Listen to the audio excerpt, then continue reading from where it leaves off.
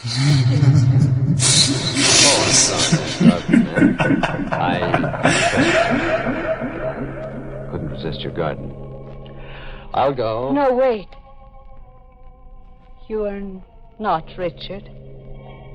You're staring as if you don't see. My eyes are old.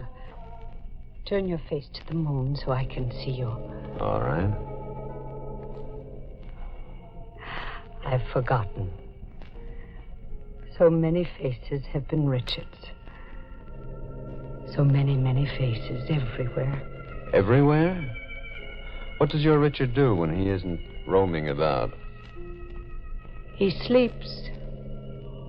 Right where you stand, there is a grave. And in it, Richard sleeps. How did you get in here? I walked in through that open gate. The rear of the garden. The Florentine gate. You found it unlocked. Yes. You're trembling. There's something wrong? The open gate means the last Lowell is about to die. I am the last Lowell. I am about to die. There were 5 of us. My brother Tom, my sister Melanie, and me. We lived silently and sullenly in this house, which Father had bought in Italy, and then had shipped, stone by stone, to be restored here. It was as if a dark plague hidden in the ancient granite had infected us all. As if we were born to destroy each other. Mother was first. She roamed the great halls and hid. We never knew where she slept or how she managed food. All we knew of her was a laugh. It was the only way she spoke to us. One day she just disappeared, never to be heard or seen again. Father was next. He was sick and grew worse, but refused to allow a doctor to enter the house. On his last night, we were gathered around his bedside, Tom, Melanie, and me. Water. Melanie brought a tumbler of water, but Tom struck it from her hand. No tenderness, Melanie. It doesn't become you. He's calling for water. He'll get all the water he wants soon. His casket will be brimming over. Father passed on during the night. A shrunken figure, just skin and bone. We buried him in a simple, mocking ceremony during a rainstorm. You see, my sisters, it rains water for Father. Father was gone, but he lived on in Tom. With the same dark, brooding obsessions we had known in Father, Melanie, and I were there in Tom. We'll go on rotting away exactly as we have. Nothing's changed. Tom, we don't have to go on like this. Don't we, Melanie? No, with Father's death, we're free. And this new freedom, Melanie, what would you do with it? I asked, what would you do with it? Just live, Tom. I see. And you, Janet? Are you full of new purpose? We have a right to womanhood, Tom. Nice word, womanhood. I give you another word, manhood. I turned the word over in my mind 1,000 times before I gave it up. Womanhood. Give it up. It's an impossible word. Your whole life's against it. An impossible word, womanhood. I tried to forget my whole life was against its realization. When Richard came. I met Richard here in the garden. I was in mourner's clothes, listening to the foghorns and staring out into the river one night. Hello. Oh, did I frighten you? Yes. I'm sorry. I'm Richard Dunn. I'm a lawyer.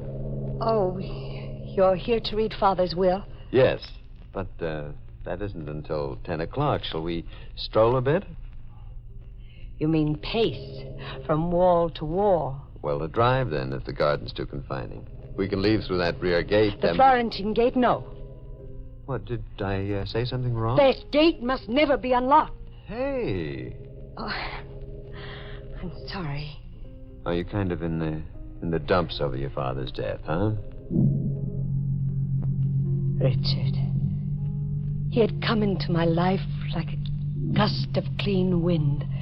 Shut away here in a granite tomb like a dead woman. Come alive, Janet. How, Richard, how? Just get up and leave. There's nothing here to hold you. But there is. What? Well, Father, Mother, the past. That's imaginary rot. You've all cast a spell over yourselves. Why, forget the past. Think of the future. Can there be a future for me? Give me half a chance and I'll show you. Show me, Richard. Show me. But Richard never got that half a chance. My life was against it, and my fears, and Tom, my brother. One night, Tom saw to it that Richard or I would never get that half a chance. I was asleep in the grip of an old nightmare, an old fear that haunted my sleep. In my dream, there was a knife, a cold, cruel steel blade, moving across my face, mocking me, and I screamed. I awoke with my face aflame, and Tom standing over me in the pale morning light. You have no beauty anymore, Janet. No beauty? Oh, Tom, I dreamed of a knife branding me. An old dream with you, Janet. Tom, my face! The scar will heal, and you'll wear a black veil. No one will look upon your face.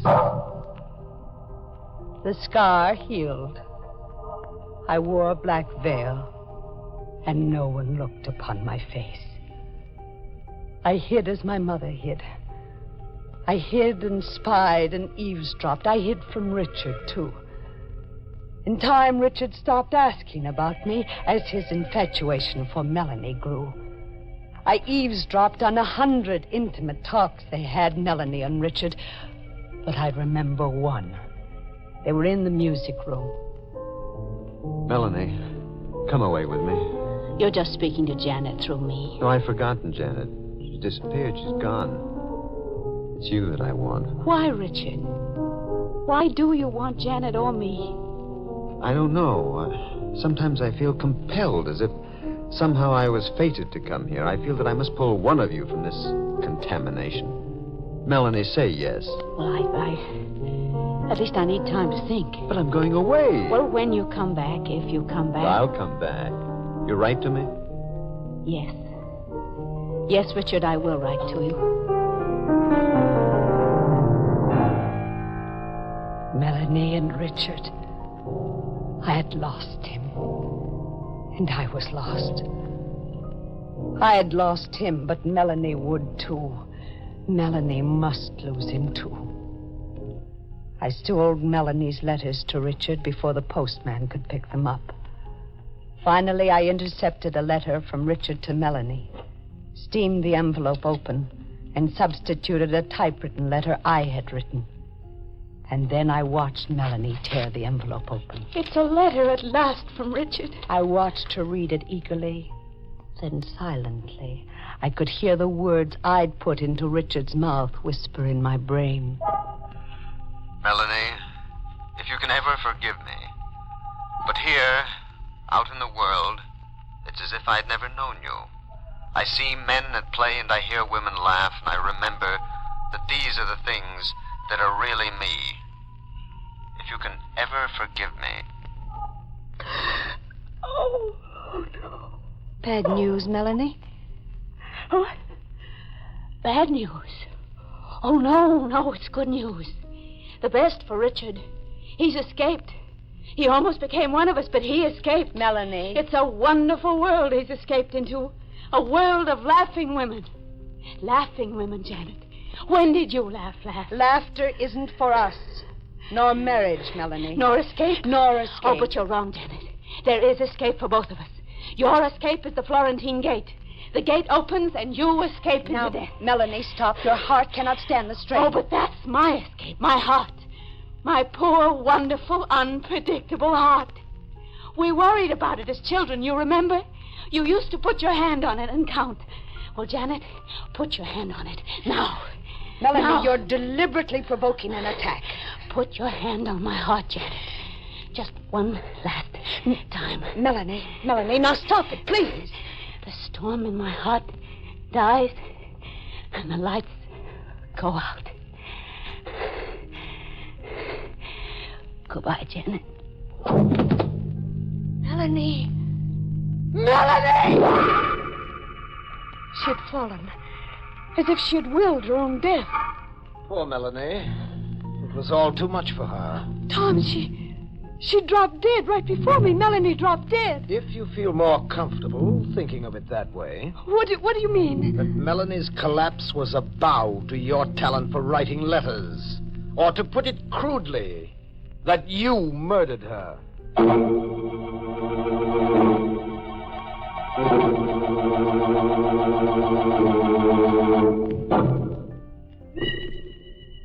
I lived on with an hourly wish for death, wishing Melanie's escape for me, too. But death was to come to me last. First, Richard was to come back, re-enter our lives, as if the touch of us had contaminated him. I was in the garden here, lost in the foghorns and the noises of the river. Hello, Janet. Richard, I've come back. To you, Janet. to me. No, Richard, not to Yes, me. to you. I've come to know that it's always been you. And only you. But you gave your pledge to Melanie. I heard you. That was only compassion. It wasn't love. It's not the feeling that I have for you. No, Richard, you mustn't. No, you can't hide from me anymore, Janet. You can't veil your face or your heart. If I were to raise my veil, if you were to see my face. See your face. Yes, Richard. Look. What do you see? A mark running the length of your cheek to your eye. A brand, Richard. But how... Tom? Never mind how or who. Your love cools. Oh, does it? Did you really think that beauty was just something outside? Come. We'll tell Melanie about us. Tell Melanie. Telling Melanie is something to do. Well, why can't we tell Melanie? Openly and honestly. For a simple reason, Richard. Melanie's dead. Richard wanted me, only me. And I wanted him, if only for a moment. It was an impossible wish, but I turned my thinking aside. I packed to elope. You're forgetting, Janet, that your whole life is against it. Now, Tom, don't try to stop me. Don't pull me deeper into your insanity. Third finger, left hand. When he slips the wedding band on, how will you keep him from seeing the blood? Tom, please. And the uninvited witness standing between you. How will you stare Melanie down when you say, I do? Now, Tom, stop. Stop playing on my feelings. And how will Richard take the dowry you bring him, Janet? A dowry of murder, blood, and guilt? Tom went straight to Richard. And it was another Richard who came to me. His face was grim, the gentleness gone. His eyes were bright and hard. Change your dress, Janet. Change it, Richard? Yes. You will be married in the blackest black. We have an obligation to the dead.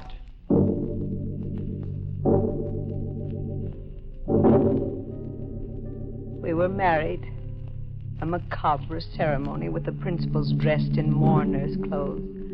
I couldn't stare Melanie down. The I do caught in my throat. Motoring back, I knew I'd never know that moment of life. We'll go back to your house, Janet. No, not my house. Yes. Only to your house. Then, Richard, you don't mean to be really married to me. Could I really be married to you? You signed my name to a letter that killed Melanie.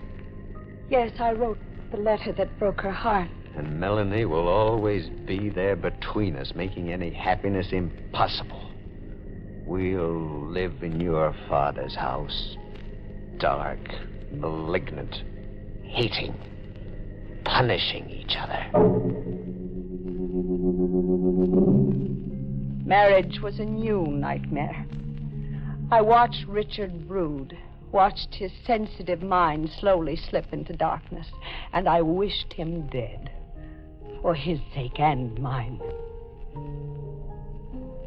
The ghost of Melanie sits beside me. You see her, Janet?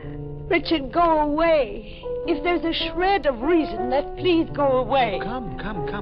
Here, sit on the bench with Melanie between us. I insist that you sit!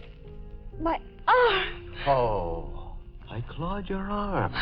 Another brand scars your lovely white flesh. Richard, you can't stay here anymore. You can't live in this house anymore. I don't want to. But I must. He grew worse steadily. I dreamed of escaping him, being rid of him somehow. It was a nightly dream. Every night in my sleep, an old dream mixed with the new. The knife. The same knife that had lived in my nightmares for so many years. But this time the knife was in my hand. This time I was hovering over a victim. This time I was the attacker. Janet! You won't torture me anymore. No, Richard. Janet, no! I won't live with your eyes on me anymore. No, don't! I'm dissolving our marriage. No, Janet,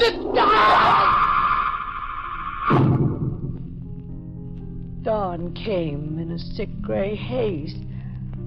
I awakened huddled on the floor. Tom was in the room with me. I could feel his presence. Good morning, Janet.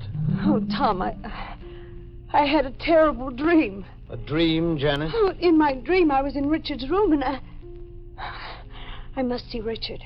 You mean the remains of Richard? No. Yes, Janet. You murdered Richard No. quite thoroughly. No, it's a lie. I couldn't do murder. Is it a lie, Janet? I don't know. I don't know. Come. We'll bury Richard in the garden. You used to meet in the garden. Coming, Janet? No, I can't. Very well. If I must play solitary gravedigger.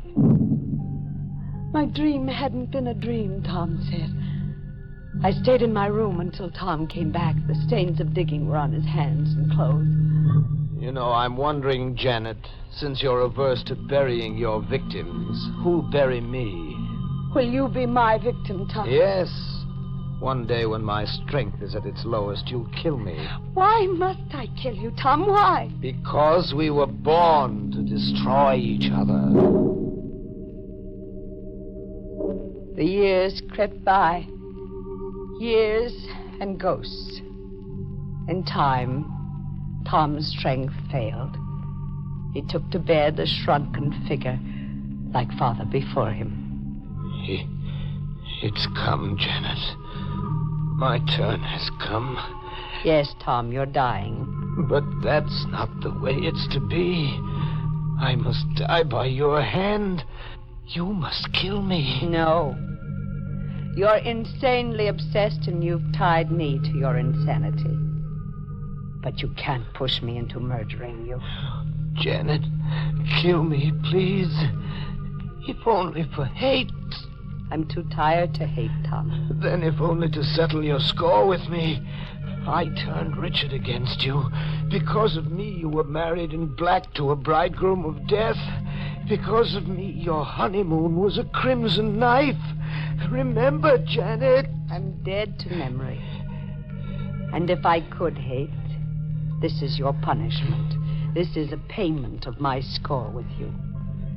You'll die, but just die. Janet, kill me. You must. Janet, come back. I turned away and never came back. Tom died, but not by my hand. But Tom was right about our dark family destiny. How was Tom right, Janet? The Florentine gate is open, you say? Yes?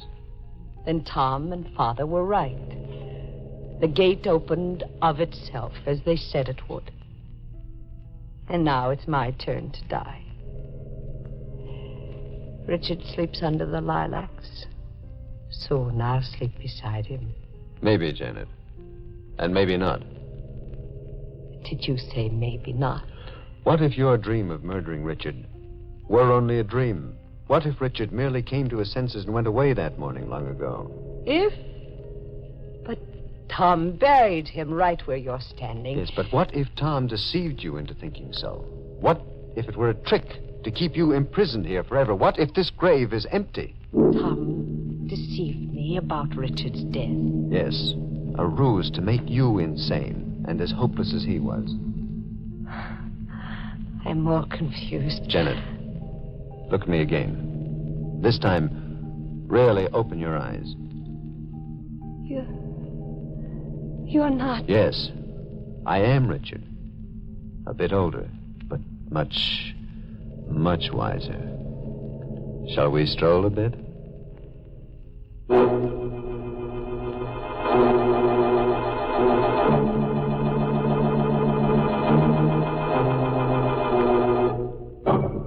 That's one way of getting out from under a lilac bush. Tender love story. Dream girl and rover boy. A love so haunting that everyone round it was touched in the head. Though they picked up where they dropped off, bet they make a charming picture walking Earth's last mile together, strolling into eternity one day, arm in armature, two gay, skittering skeletons, and pressing so close, their two sheets flap as one.